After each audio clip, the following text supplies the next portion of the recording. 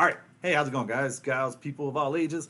Troy here, Quad Standard Labs, sitting with two different Cinewhoops here on our desk and wanting to have a quick conversation. Translates a little bit to things outside of Cinewhoops and kind of if you've ever asked us to build something with maybe some products or some components that are kind of outside of our typical components, you may have gotten an answer from us that was a little as PC as possible, while also just stressing the importance that at Quad Standard Labs we use very specific components that we believe in, that we've used, that are basically utilized across the entire spectrum of all of our builds, and things that again that we feel are proven because of how many builds we've done and how many times we've put these platforms in the hands of professionals to use, and the success they've had. So we stand behind everything we build, and a lot of times we get asked questions to build certain things or to even take a look at, repair, tune, test, just questions about why something's not flying as well as something else.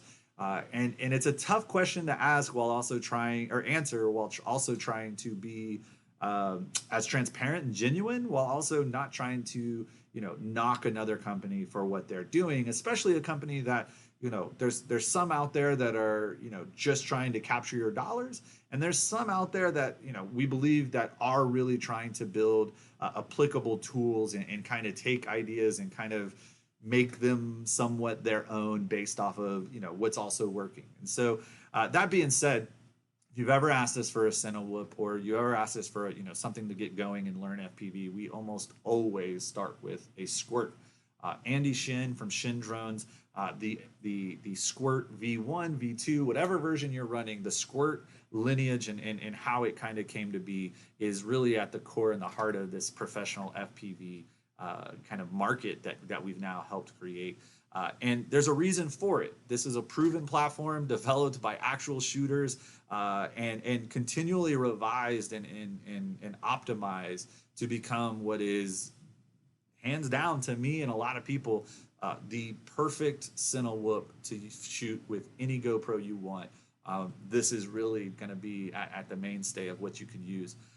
Now, there's plenty of other variant products, and I'm going to say variant products and not the other C word that people say, by a lot of companies. And I've had a chance to have my hands on just about every single one at some point.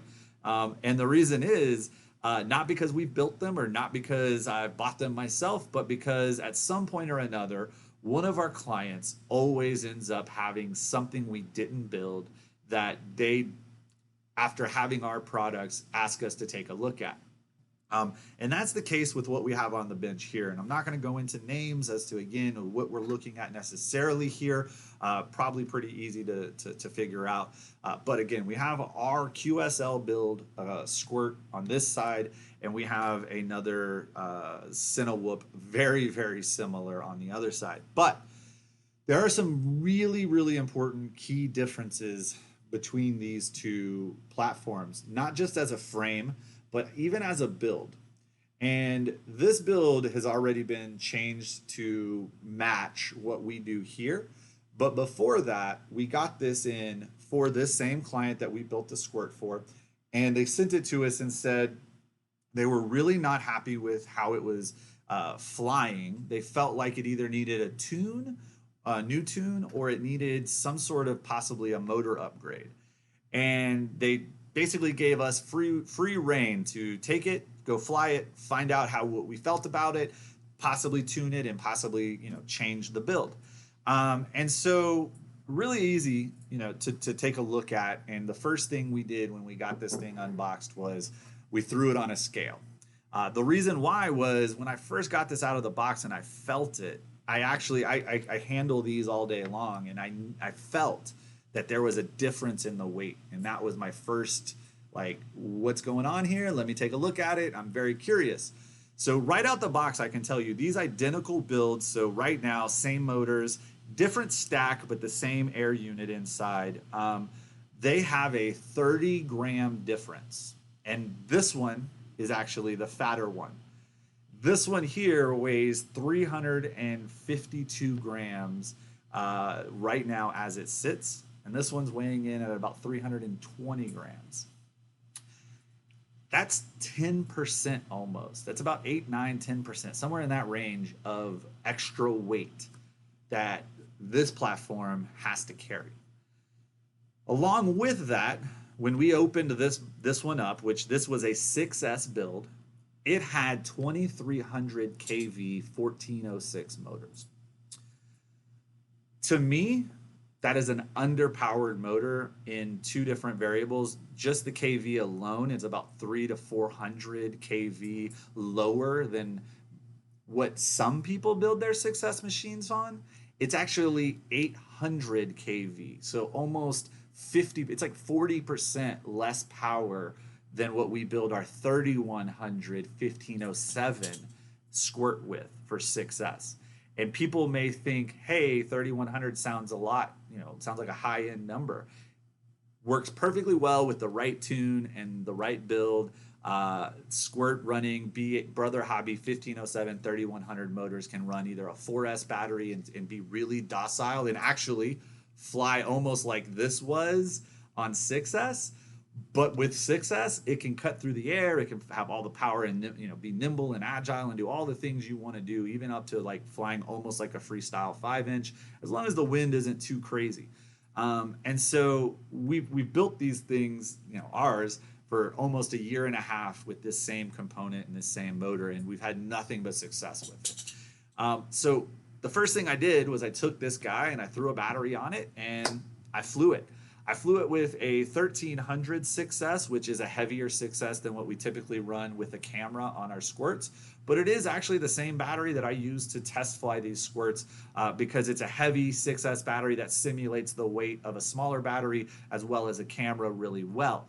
So in flying, this one, which we fly these almost daily, I can tell you that without a camera and with that 1300 6S battery, it took 50% of my throttle to get this thing to really just hover nicely.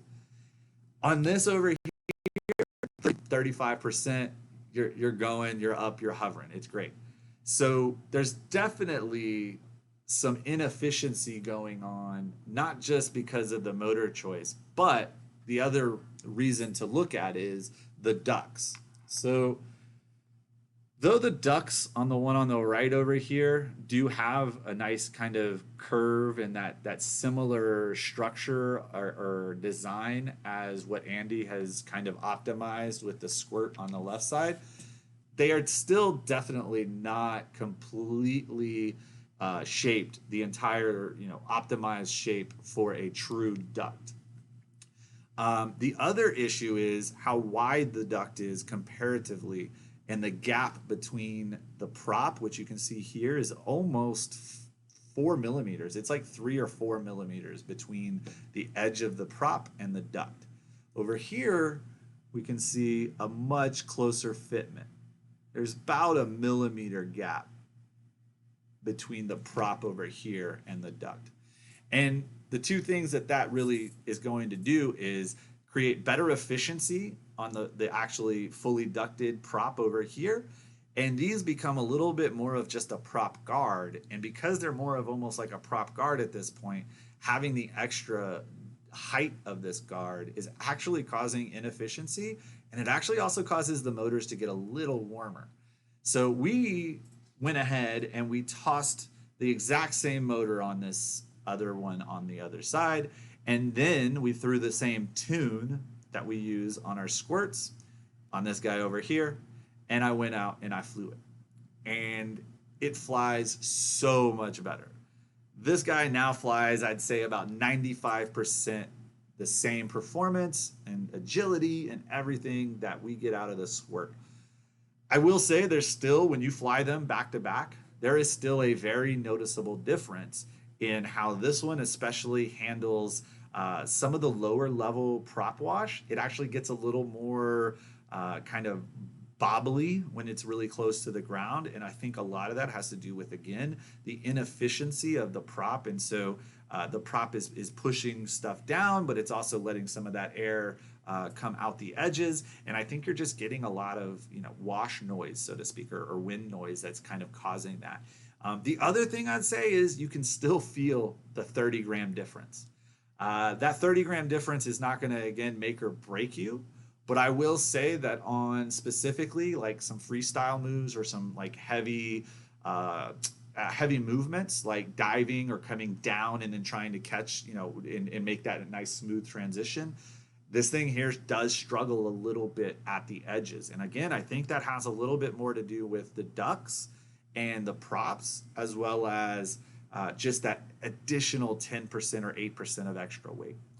So, all in all, I'm not here to make a case for this being a bad product or something that I'm trying to knock. I'm not at all. Again, there's some great companies out there doing some great things that have helped push the hobby and lots of even professional use cases in a lot of different ways. But I will again just say that not all Cinewhoops, especially, are created equal. And no matter which one you choose, whether it's this one or another variant or one of these other brands, or you choose a Squirt, at the end of the day, it really comes down to you need to have the proper design for the duct if you're using a ducted build. You also need to use the right hardware and the right motor for whatever application you're wanting to use. If you're wanting to use 6S, I would not go below 2700 kV.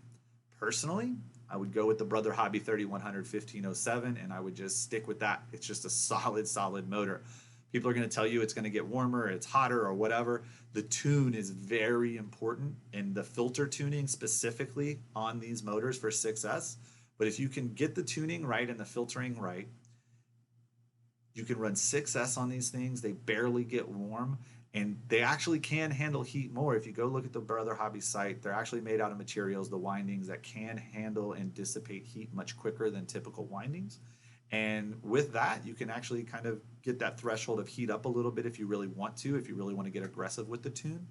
But again, filtering and getting everything in line with that tune really brings these motors really down into a proper temperature, operating range, and they also just fly amazing on 6S. Don't take my word for it. Grab one, build it yourself, do it yourself, buy one from us, whatever you want to do. You can even go check out John Eska, Johnny5 on YouTube. He's actually done a review of one of our builds with these motors, and he speaks pretty highly of those motors. So fly safe, fly smart, just fly whatever you want. Make sure it's built right. Peace.